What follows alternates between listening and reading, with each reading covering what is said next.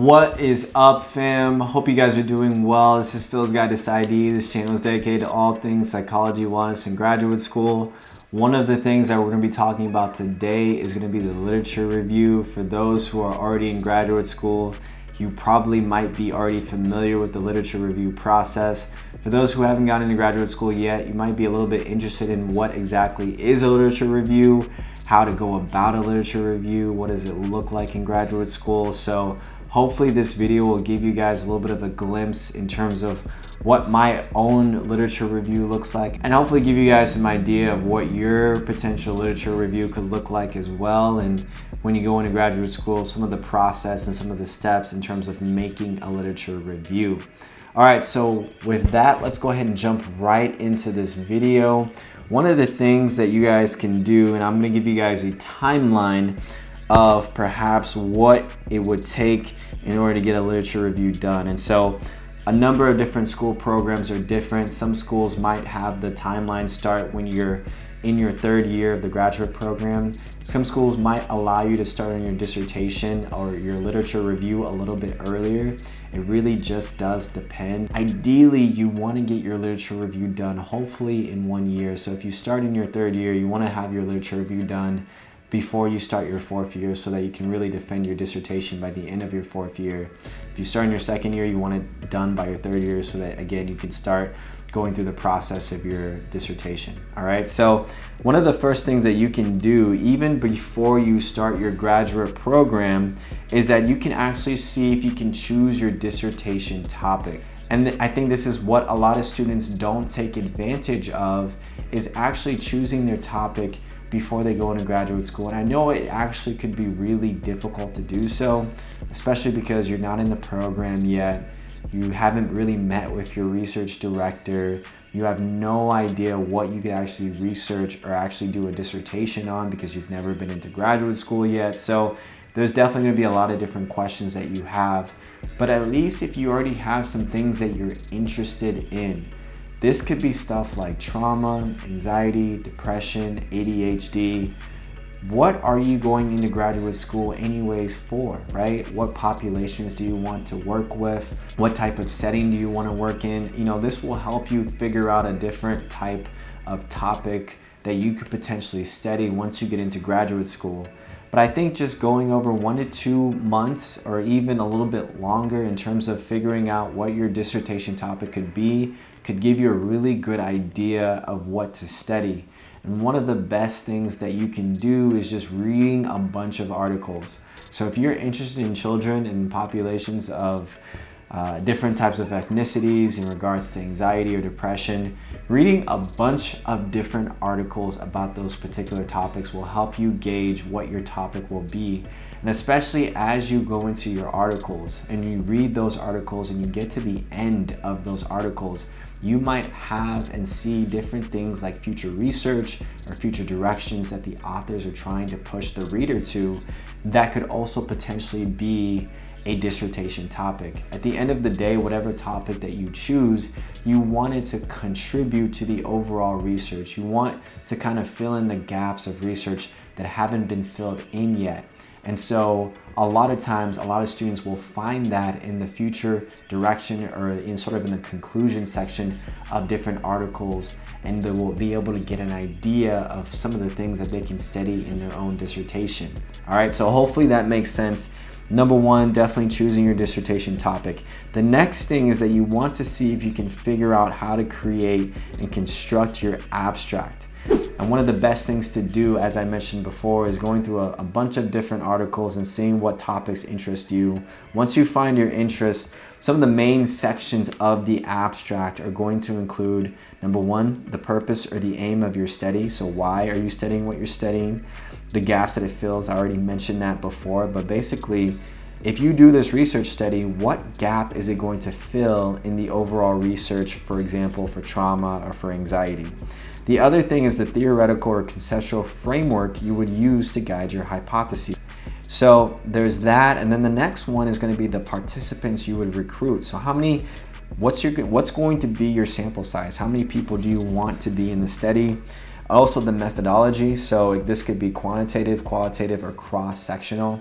I'm not going to go over the details of exactly what those terms mean, especially because you'll probably find those definitions when you take your stats course or research course. But your research question, your dissertation topic is going to help inform your research question. Your research question is going to help inform and start to build the framework for your abstract. And then once you have your abstract, then you can do, again, a psych info literature search during the semester and find as many centrally related topics and articles and literature reviews that are central to the theme of your particular topic. Your school should have its own library database where you can log in and you can search a number of different articles.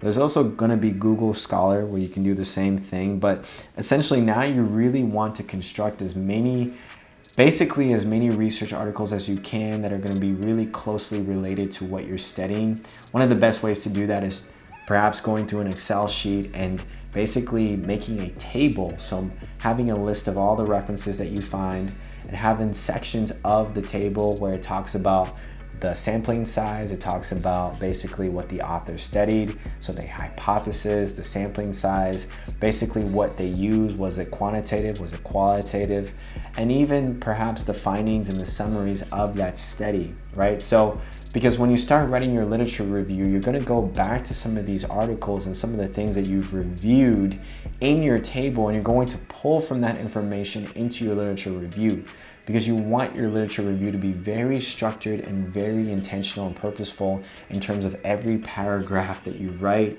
and in everything that you're saying.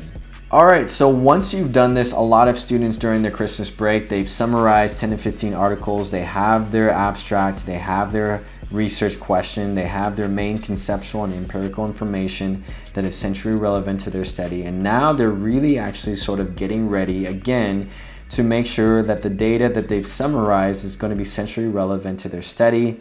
So as you go into your spring semester, into the second half of the year, now you can start having an outline of your literature review and start drafting that.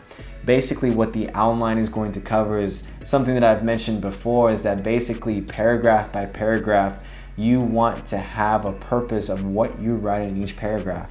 So for example, if you have a list of things that you want to talk about in your literature review, you want to have a section where you have the title and then you have the framework and then you have different points that you make. So the outline for everybody is going to look a little bit different in terms of what they are studying or what they're looking at, but basically the outline is going to have basically the things that I mentioned in the abstract, but it might be a little bit more drawn out, you know? So initially what a lot of people will do is that once they make their abstract will be set in terms of a little bit more of an introduction. And then once they have that introduction, they'll probably explain different terminology and have different definitions of the terms that they are going to mention in their literature review for the reader to know and for the reader to make sense of. And then they'll finally go into the different sections of what they want to study. So the different theories that are informing their hypothesis, the different things that they've seen in the literature. They might summarize different articles, or they might summarize different tables that are going to help them really bring together what they're going to study. Essentially, you can think of the literature review as sort of this legal document that has to be really, really concise, has to be very evidence-based. You're basically making an argument for why you're picking what you're picking to study, right? You want to have so much evidence out there that informs why you're going to study what you study, and also have some evidence to back that up in terms of what you are actually hypothesizing. The other thing too is that you want to make sure that there are going to be those gaps that you can fill so that you can, again, basically contribute to the overall literature.